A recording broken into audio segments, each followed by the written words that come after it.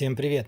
Сегодня приготовим очень-очень вкусный салат на рождественский или новогодний стол. Делается очень легко, получается красиво, а самое главное, это не стандартный салат, который мы привыкли для этих праздников. Первым делом берем 300 грамм шампиньонов.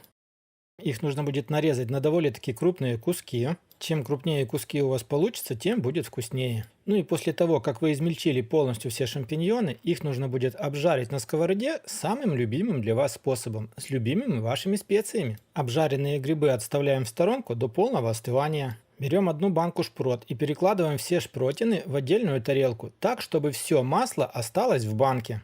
Ну и полностью все шпротины нужно будет хорошо размять вилкой. Сегодняшний салат мы будем собирать через салатное кольцо диаметром 17 сантиметров. И на первый слой отправляем полностью все размятые шпроты. Этот первый слой распределяем равномерно по всему салатному кольцу и немножко утрамбовываем. На этот слой майонез добавлять не нужно. Сразу же берем заранее отваренные 2 картофелины и натираем их на крупной терке. После того, как вы выровняете слой из картошки, ее нужно будет посолить и поперчить. Соль и перец в этом случае добавляйте по своему вкусу. Затем добавляем майонез и ложкой аккуратно все выравниваем. Смотрите, если хотите, можно не выравнивать, можно сделать обыкновенную майонезную сетку. Это на ваше усмотрение. Мне вот так вот понравилось больше. На следующий слой отправляем полностью все уже остывшие обжаренные грибы. После выравнивания грибов майонезом их не накрываем. Солить, перчить тоже не нужно, так как вы их жарили с любимыми специями. И на следующий слой мы будем натирать заранее отваренные вкрутую 3 куриных яйца на мелкой терке.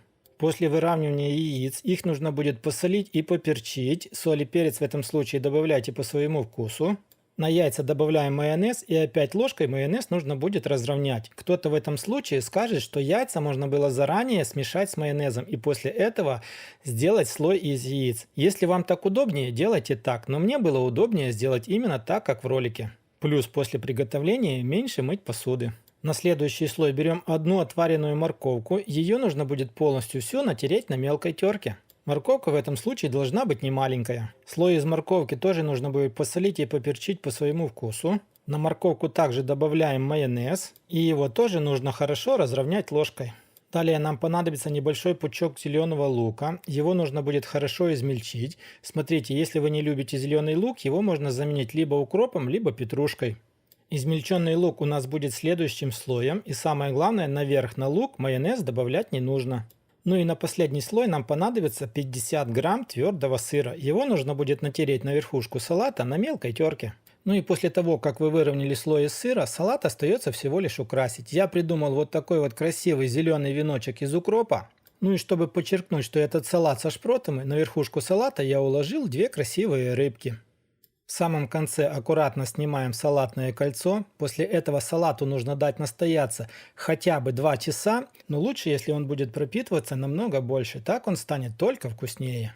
И я вас уверяю, на рождественском и новогоднем столе это будет самый популярный салат. Делается легко, получается очень-очень вкусно. Если вам понравился такой салатик, обязательно поставьте лайк, поделитесь роликом с друзьями, напишите в комментариях свои очень вкусные и любимые салаты на Рождество и Новый год. Также посмотрите еще ролик с подборкой из 4 очень вкусных и красивых салатов. Ну а мы с вами встретимся, как всегда, в новых видео на канале Аппетитная кухня. Всем пока!